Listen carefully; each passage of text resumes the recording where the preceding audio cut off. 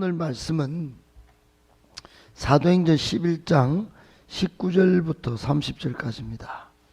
신약성경 207쪽 사도행전 11장 19절부터 30절까지입니다. 한 절씩 교독하겠습니다.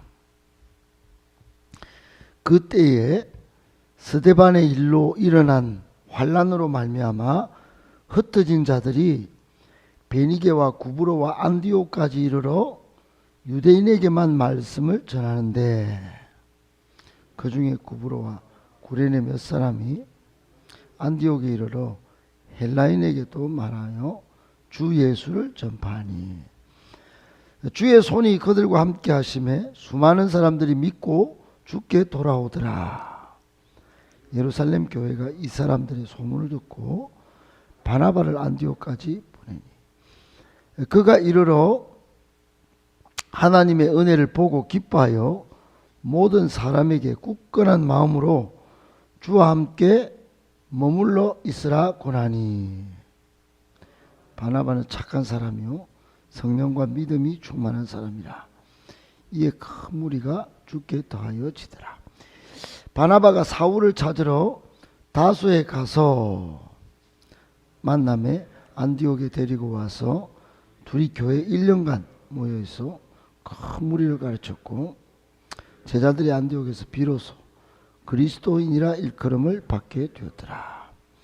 그때 선지자들이 예루살렘에서 안디옥에 이르러, 그 중에 아가보라 하는 한 사람이 일어나 성령으로 말하되 천하에 큰 흉년이 들리라 하더니 글라우디오 때에 그렇게 되니라.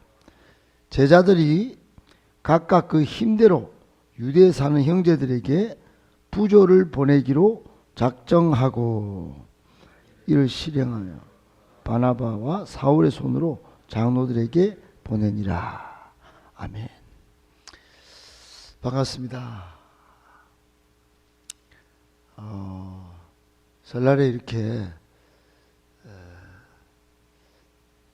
새벽 기도에 또 뵐 수 있어서 너무 반갑고요.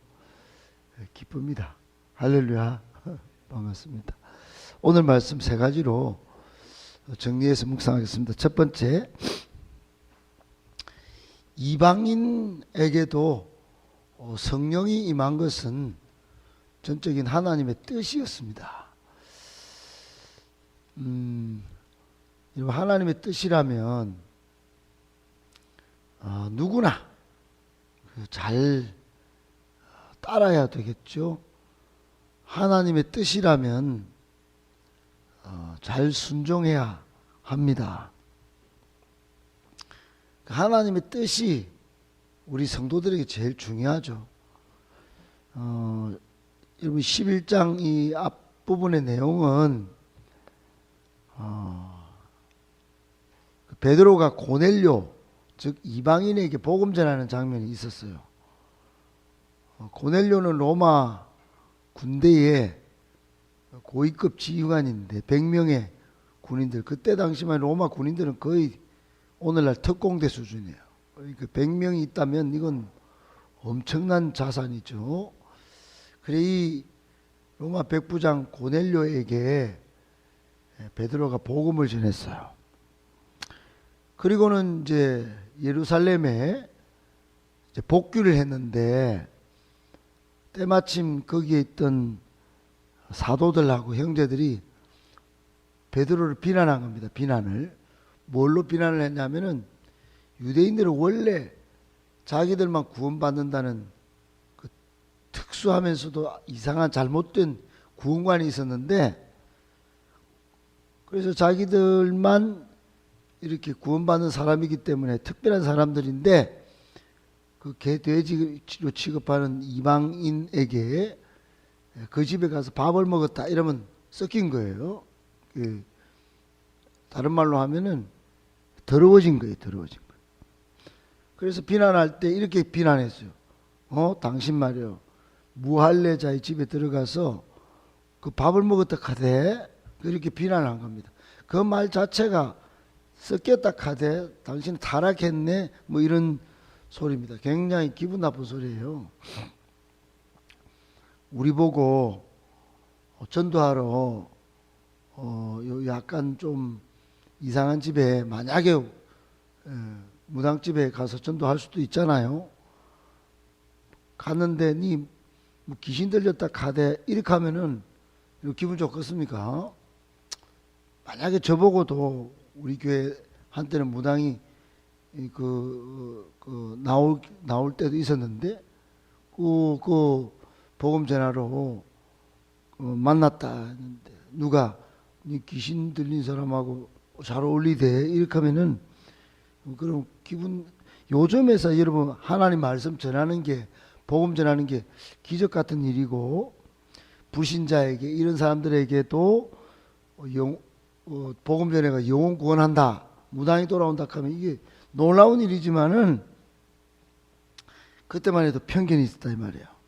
초대교회 당시에는 매우 편협한 구원관 때문에 사람을 이렇게 베드로의 홍구중을 내고 그런 일이 있었단 말입니다. 그런데 이게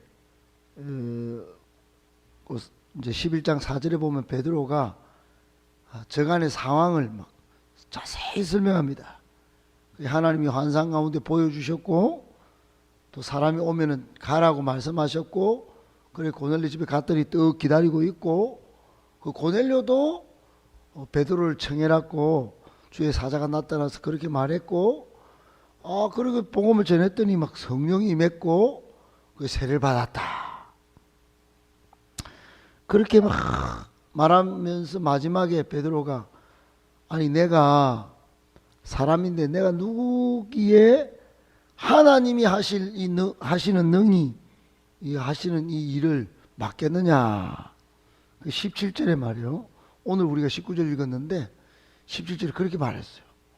하나님이 하시는 일을 내가 인간이 어떻게 맡겠느냐. 그러자 사람들이 비로소 이제 입을 닫았어요. 베드로 당신이 말이야 썩기 같고 막 타락하고 막 이렇게 손가락질 하다가 잠잠해지면서 하나님께 영광을 돌리면서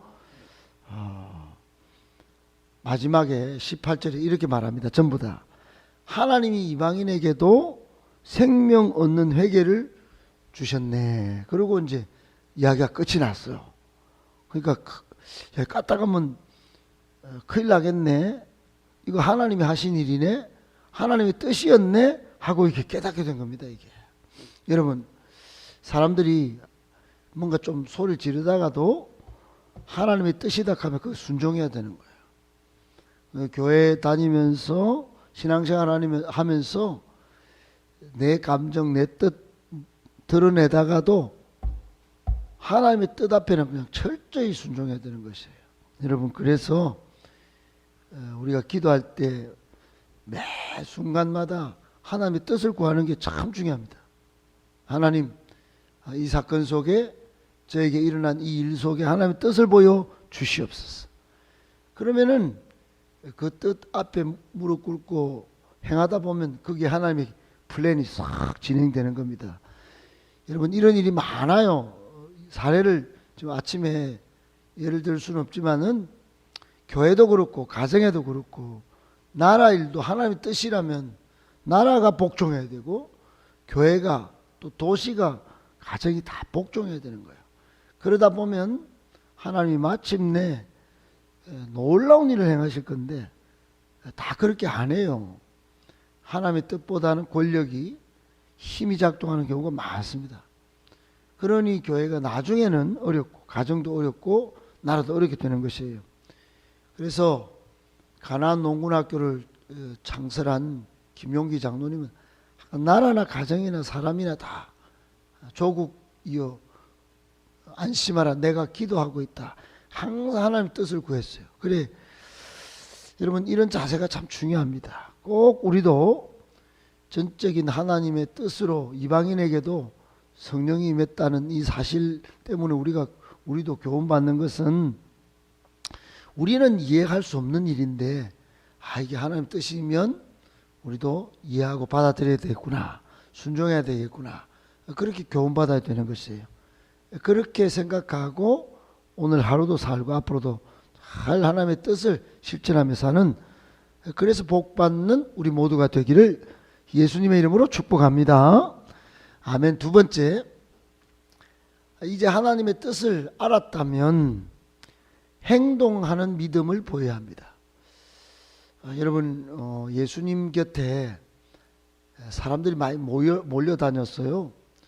그때 12년 혈루병을 앓던 여인도 와서 예수님 몸에 손을 대고 낫고, 또 회당장 야이로도 딸을 고치려고 예수님한테 찾아왔다가 딸을 고칩니다. 이 사람들이 다 행동하는 믿음이 있었단 말이에요. 이런 믿음이 아무리 좋아도 행동을 안 하면 이게 문제가 돼요. 오늘 19절에 보면은 스데반 집사님이 순교한 후에 사람들이 막 흩어졌잖아요. 우리 막 흩어진 걸 봤었는데, 흩어지고도 이 사람들이 오늘 앞부분에도 말씀드렸지만은 유대인에게만 복음을 전했어요. 편협한 구원관 때문에 그렇게 살고 있었어요. 오늘 19절 끝에는 그들에게만, 유대인에게만 말씀을 전하는데 그랬어요. 그런데 20절에 보면은 이제 몇 사람이 안디옥에 와가지고 저 북쪽에 중국이나 러시아 경계 쭉 와가지고 헬라인에게도 말을 하면서 주 예수를 전파했다. 이 헬라인이 누구냐면은 오늘날로 치면 일본쯤 될까요? 중국 사람쯤 될까요? 한국 사람만 전하는 게 아니고 외국 사람에게도 복음을 전했다 이 말이에요. 여러분, 조금 전에 장면이 고넬료 이방인에게 베드로가 복음을 전했는데, 이게 하나님의 뜻이구나. 하나님이 이방인에게도 생명 얻는 해결을 주셨다. 그래 잠잠했잖아요. 이제 이게 하나님의 뜻이었다는 것을 알았는 거죠. 그래 이 사람들이 하나님의 뜻이구나 하고는 이방인에게도 이제 복음 전해도 되구나. 그래 행동을 했다 이 말이에요. 행동으로 하나님의 뜻을 알고 이제는 행동으로 실천하게 된 거다 이 말이에요. 여러분, 결국 이렇게 안디옥에도 헬라인에게 복음을 전하니까 어떤 일이 벌어졌냐면은 안디옥에서 사람들이 그리스도인이 생겨났고, 이 안디옥 교회는요 여러분, 기독교 2000년 역사 가운데 가장 먼저 선교하는 교회가 됐어요. 선교하는 교회. 그러니까 선교를 앞으로 이제 바울이 여기 와서 계속 선교 기지로 삼습니다. 여기서 출발했고 여기서 돌아왔고 여기서 선교 보고도 하고 또 여기서 돈을 모아가지고 다른 교회도 섬기고, 그러니까 안디옥 교회는 엄청난 교회가 되었어요. 여러분, 오늘날 우리에게도 우리 교회도 추구하는 교회 모습이 어떤 교회냐면은 하나님의 뜻을 알았다면 그래서 행동으로 실천하는 그런 우리 교회가 돼요. 하나님의 뜻이 선교다. 그래서 마게도냐 프로젝트를 놓고 기도해야 되는 것이에요. 우리 교회도 복음의 전진기지가 돼야 되는 거예요. 하나님은 지금 이 시대에 그런 교회를 찾고 있습니다. 예배만 잘 드리면 되지 뭐. 우리만 잘 먹고 우리만 잘 놀면 되지. 그런 거는 여러분, 교회 모습은 갖춰도 진정한 주님의 뜻을 행하는 교회라고 보기 어려운 거예요. 그래서 이제 하나님의 뜻을 알았다면 선교하는 교회, 또 이웃에게 칭찬받는 교회, 예배 잘 드리는 교회, 이런 이제 모습을 우리가 갖춰가야 되는 것입니다. 하나님의 뜻을 알았다면 실천하는 그런 교회가 되고 우리가 다 될 수 있기를 예수님의 이름으로 축복합니다. 아멘. 마지막 세 번째, 모든 지상에 있는 교회의 모범되는 교회가 안디옥 교회였습니다. 여러분, 우리가 본받을 교회는 안디옥 교회예요. 안디옥 교회는 세 가지 모습이 있었습니다. 이게 오늘 말씀의 결론인데, 첫 번째는 칭찬받는 교회였어요. 여러분, 최초의 그리스도인이라고 그리스도인이란 이름을 들었던 교회 교인들이 안디옥 교회 교인들이었어요. 오늘 26절에 그러죠. 그때 안디옥에 있는 사람들을 바깥 사람들이 그리스도인, 이 사람들이 진짜다 이런 말을 들었다 이 말이에요. 여러분, 우리 교회도 칭찬받아 저 사람들 진짜다 이런 인정을 받아야 돼요. 어제도 남구청에서 여기 조사하러 왔지만은 다른 교회보다도 우리 교회를 좀 방역을 근심하면서 보긴 하지만은 잘 지키는 교회로 이렇게 봐줘요. 어떻든 뭐 그런 모습이 있습니다. 두 번째는 서로 사랑하는, 사랑이 넘치는 교회였어요.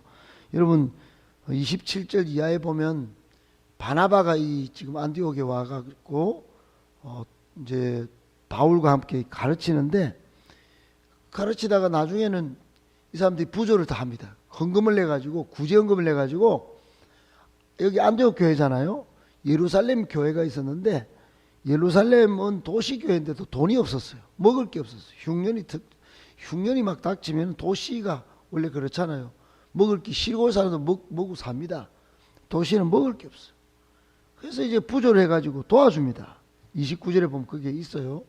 그래서 이게 사랑이 넘치는 교회였어요. 잘 돕는, 구제하는 교회였다 이 말이에요. 그래, 우리 교회도 이런 교회가 돼야 됩니다. 마지막 세 번째는 복음 전도에 열심을 내는 교회였어요. 물어보라마나 안디옥 교회는 선교하는 교회였고 복음 전하는 최고로 유명한 교회가 되었습니다. 여러분, 우리 교회도 그래야 되지 않겠어요? 첫 번째, 주변에 칭찬받고 또 잘 돕는, 사랑이 넘치는 교회가 되고, 그리고 복음 전하는 교회. 여러분, 이런 안디옥 교회가 참 모범을 보였는데, 이런 교회가 지금 이 시대에도 일어나야 되는 것이에요. 꼭 기억하시고, 이런 교회 되도록 우리 미래의 교회 5가지 모습 있잖아요. 그걸 놓고 항상 열심으로 기도하고 또 우리 실천해서 반드시 이런 교회 만들어내서 하나님께 칭찬받고 또 인정받고 복받는, 참 잘했다 이런 칭찬받는 우리 모두가 되시기를 예수님의 이름으로 축복합니다. 아멘.